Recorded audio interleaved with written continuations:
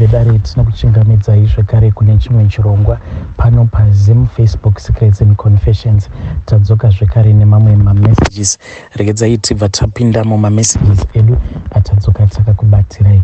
Message yedu yekutanga yakamira sekudai so: hanzi makadii zvenyu mukoma Nash, ndinokumbirawo kuti munge muchindiposterawo nyaya yangu mukoma, makavikawo chitupa changu. Inini mukoma ndauyawo pano padare renyu kuti ndinge ndichizoreururawo izvo zvandakaita, and I regret mukoma Nash because mwana uyu wamainini pari zvino iye akazoenda kuUK nawo maCOS awa, but now ndiye atova the breadwinner in the family. Just that zvanguwo zvakazongoramba munzira, but shungu dzake dzainge dziri dzekuti ndinge ndichimuteverawo ikoko kuUK, nanhasi uno ndo shungu dzake dzekuti ndinge ndichiuya ikoko because anogara achingoti kana ukauya kuno kuUK then tinobva tazobatsirana kuti tinge tichichengeta vabereki vedu, because right now she is the one who is carrying the whole family. Like on my mom's side, she is the one who is taking care of our uncle. Sekuru vedu zvekare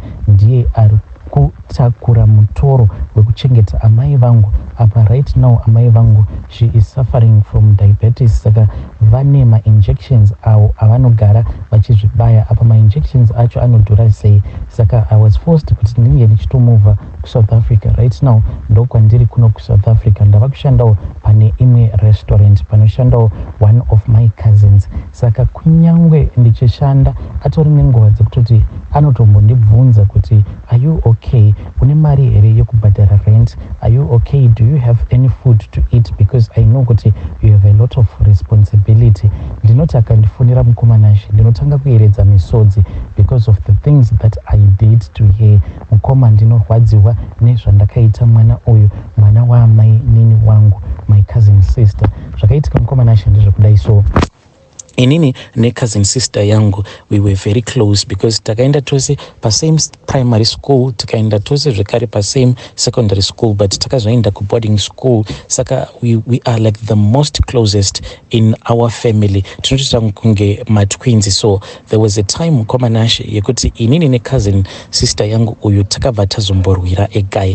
This guy was the one who was wrong because iye akaita sekunge ainge achida inini, but ainge achida cousin yangu. Saka zvaakaita ndezvekuti akatanga achisenda my cousin sister kwandiri, then cousin yangu yaizoya kwandiri, then we'll discuss about this guy. In the end this guy mukoma Nash ndakazotongonzwa ava kunzi ari kudanana ne-cousin sister yangu. I could not believe it mukoma, but one day ndakatoti ndichibva hangu kwandainge ndichibva, at that time ndainge ndichitogara kokumba kwavo kwa mainini ikoko. So I had gone out. When I was coming back mukoma ndakatovaona they were busy zvavo vachitotamba zvavo chikudo. Ndakarwadziwa kusvika ndakarwadziwa mukoma kusvika pakadzika pemoyo, saka grudge iri rakaramba riri mandiri. That was like my first heartbreak.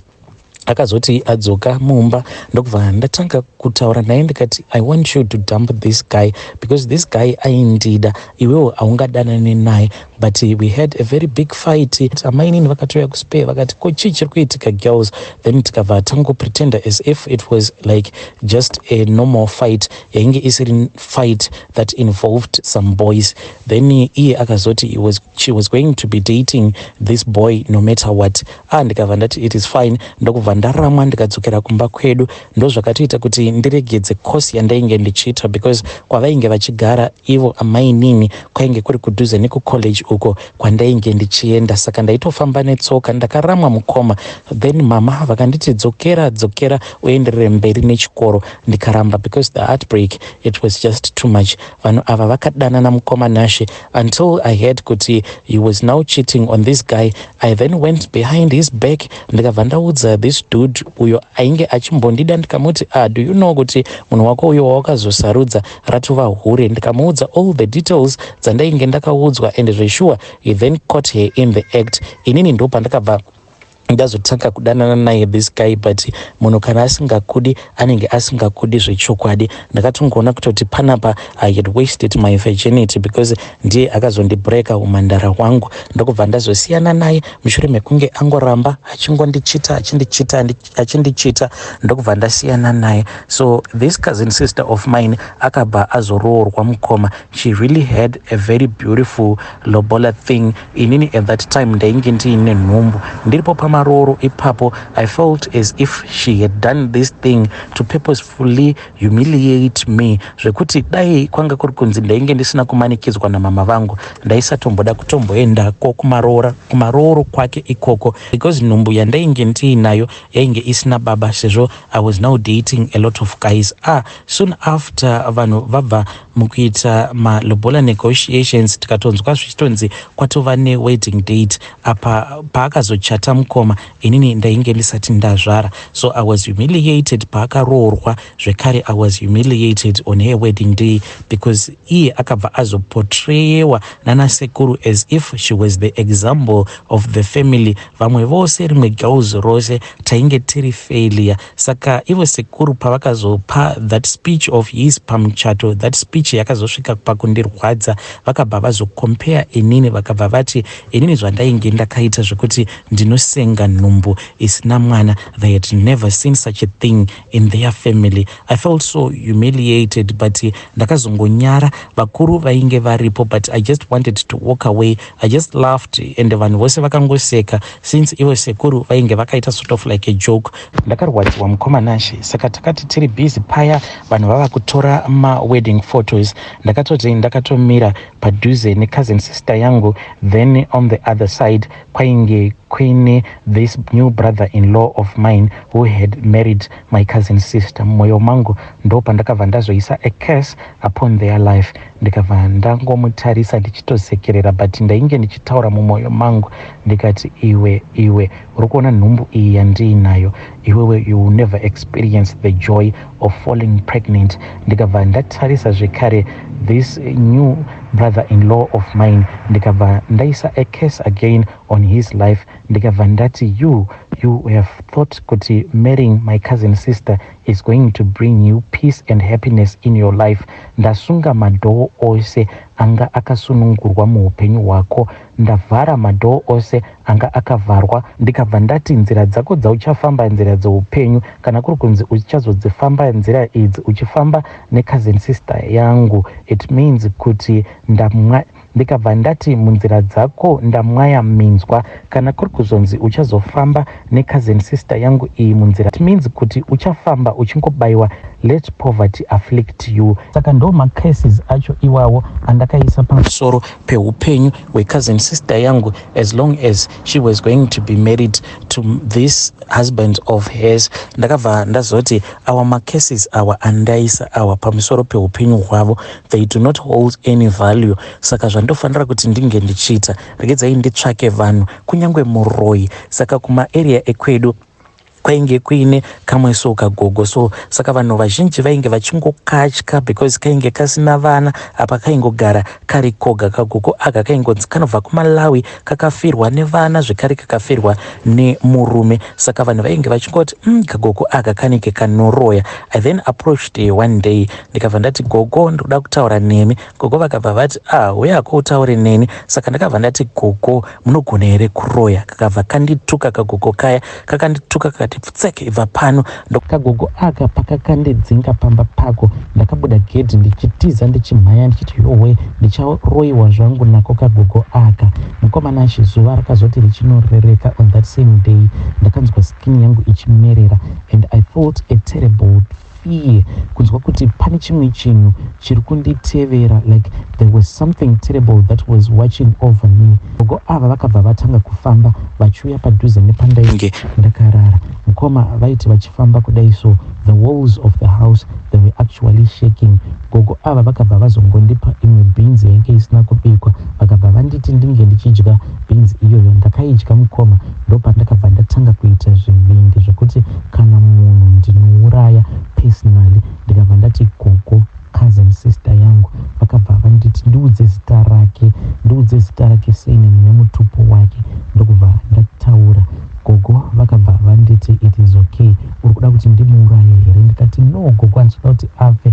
kusamuuraya vakabva vanditi saka uri kuda kuti ndinge ndichimuita sei. Gogo ava ndakangovaudza kuti iye ndoda kuti ange achizorambwa nemurume. I don't care kuti acharambwa sei, but ndoda kuti ange achizorambwa muupenyu hwake. Handisi kuda kuti ange achizobatira pamuviri. I do not want her to experience the joy of giving birth. Nekuti iye akandishoresa, she humiliated me. First of all, she stole my man, and after that she found another man and dumped the man whom I was supposed to get married to. Saka, I want you to place a curse on my cousin sister. Gogo vaya vakabva vaseka mukoma, vakaseka kuzonosvika vachizobuda mumba, zvekuti ndaitotya kutoti maybe mama vanzwa munhu achiseka mumba, but my mom never heard anything. So cousin sister yangu uyu ndopakazongotanga kungouya kuna mama achichema, dzimwe nguva aiti ndarohwa, dzimwe nguva aiti ndatukwa, kutoti mwana akaramba kubuda. Saka ivo mama vakabva vati zvimwe kuda, the reason as to why murume ari kukushungurudza kudai, it is because nhumbu haisi kuda kubata. Mama vangu vakatombozama kufamba necousin sister yangu uyu, akaenda naye akanouchekwa, akaitwa sei, but chibereko chake chakavharwa mukoma kuti shwi. Ivo gogo ava vakatoseka zvavo one day, vakati chibereko chake ndakachisunga nerekeni muzukuru, usambotya, haafi akaita mwana uyu. Kunyange zvikanzi zvaita sei, haafi akaita mwana uyu nekuti ndakasunga chibereko chake. The plan B was to make her husband to suffer. Vanhu ava vakatambudzika mukoma. That case iyo yandakaplaisa over her life on her wedding day. Munoziva kunonzi kutambudzika. Vanhu ava vakatambudzika zvekuti vainge vava kutopota vachiuya kuzopimirwa upfu hwekubika namai vangu. Iye ainge asingade kuti mama vake vazvizive kuti she is suffering like that. So she would come early in the morning, over aswera kumba, over adyawo chikafu chatinenge tadya, then later on ndopaaibva azopimirwa tuhupfu mulunch box, over atemhawo tumaveji kukagarden kedu, obva apimirwa mafuta nesalt. Ndozvavaizoenda obva vazonobika on that day. Mangwana futi obva vazorepeata again the same process. Vanhu vakatambudzika. But the husband aiva munhu aitova nekabusiness kake. You can just imagine kuti he was financial stable, sei kuti in that same year nhumbu yangu isati yazvarwa akaroora mukadzi wake, then in that same year nhumbu yangu isati yazvarwa ndokubva achata. So you can just imagine kuti mari yakashandapo yainge yakawanda sei, but akabroka mukoma, akabroka kusvika pakuti ainge ava kupfeka suit neslippers. Ndaigara ndichiseka, and this would make my mom to be very angry, because aizoti dzimwe nguva kana akapfuura nekumba kwedu achikokoredzawo zvimunya izvo zvatinenge takasiya, ndozvaaitoisa mulunch box achienda kubasa. Apa munhu anenge akapfeka zvake mapatapata nesutu. Ndaibva ndazosara ndichimuseka. Mama vaibva vatsamwa zvisingaite, but I think kuti that spirit of witchcraft ndo yainge ichindi affecta, but zvakazongoenda zvichifeda, especially gogo ava pavakazoshaika. I now have compassion, because like now cousin yangu uyu paanotombondifonera ndinotomboyeredza misodzi, but during those years mukomanashe ndaiva nekamwe kautsinye, so kandaimunyitira. Even ipapo pakazorambana nemurume wake, akatombodanana nevamwe varume vaitova nezvimari zvavo, but ndaimuitira umwe utsinye hweya hwekutoti it's either ndaikwanisa kungotextera the new guy kuti munhu wako uyu ane AIDS, akazvarwa aine AIDS, saka the guy will just dump my cousin sister over that issue. Kana kungoti unozviziva here kuti anotombopota achitiza pamba achienda kunotengesa kubhawa. Saka no man ever wanted to be with her over a very long time after ndamutengesa, apa dzinenge dzingori nhema. So I think because of those cases, varume ava they will never confirm to find out kuti was this the truth or what. They will just dump her in such a painful way. So mukomanashi iye cousin yangu uyu ndopaakazongotanga kungoita zvimakosi achienderera mberi neupenyu. Inini hangu ndakangozvodza kuti handidi kumusungira chiraramo chake, since ndakaudzwa nagogo vaya vekuzoshaya kuti ivo vainge vakasunga chibereko chake nerekeni. Saka ndakangoti that is a punishment that is enough for all the wrongs that she did to me. That is a punishment that is good for her. So mukomana Nashi ndopa akazowanawo mukana akaendawo ku-UK, and she is now carrying the weight of the whole family on her shoulders. Kuti ndinge ndichimuudza kuti izvi ndo zvandakakuita izvi kazi, I cannot do that because iye ndiye anotondibatsira kuti ndinge ndichikwanisa kuchengeta amai vangu. Ndiyo confession yangu iyo mukoma Nashi. Ndakaroyawo cousin yangu simply because iye ainge awana murume ainge achimuda, akaroorwa akachata, and worst of all on her wedding day ndokubva ndazonyadziswa ndikanzi inini ndiri nzenza rakanyadzisa the whole family. And yet she was the perfect girl who had showed us girls kuti munhu usati watanga kurarana nevakomana unochata nemukomana wako. So I felt so much hatred over my cousin sister, but now I regret especially that part yekuti akazosungwa chibereko chake neReckon. She can't have children. Iye akatozviaccepta zvake kuti she will never be able to have children. That is why she is carrying the weight of the family on her shoulders, simply because haana vana, haana responsibility. Apa vana vangu anovada sei?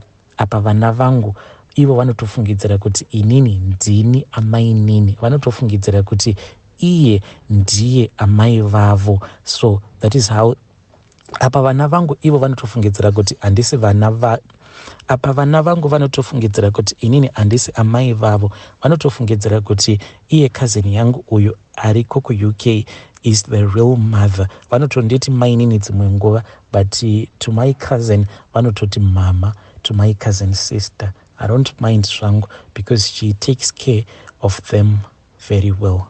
Vedari ndo message iyo yandakatumidzirwa ichibva kuna vahanzvadzi vedu, ndo message yavo iyo. Zvino this case yakaiswa pamusoro pe cousin sister yenyu, can it be reversed? Ndo paya pavanotika kuroiwa neakafa. Such a sad thing. Vedari ndo message iyo yandakatumidzirwa ichibva kuna vahanzvadzi vedu. Zvinonzwisa tsitsi. Ndo paya pavanoti kuroiwa neakafa. Wacho akakuroya akafa. Apa akasiya akusunga chibereko chako neReckon. Akumanaka. Such a sad story, such a sad story. Please tell me what you think in the comment section. Hanzi gogo ava pavainge vachiri vapenyu ndaiva nehutsinye, but kuzonofa kwavakazoita ndatova necompassion over my cousin sister uyo wandakaroya. Saka dzimwe nguva paya patinenge tichingodzungaira muupenyu zvimwe kuda kune umwe munhu anenge akatoti kesa.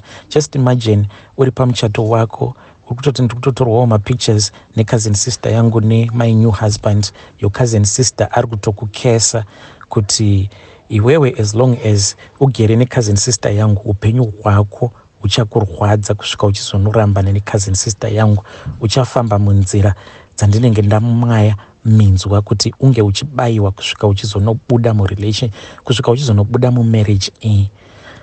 Strange things do happen in this world.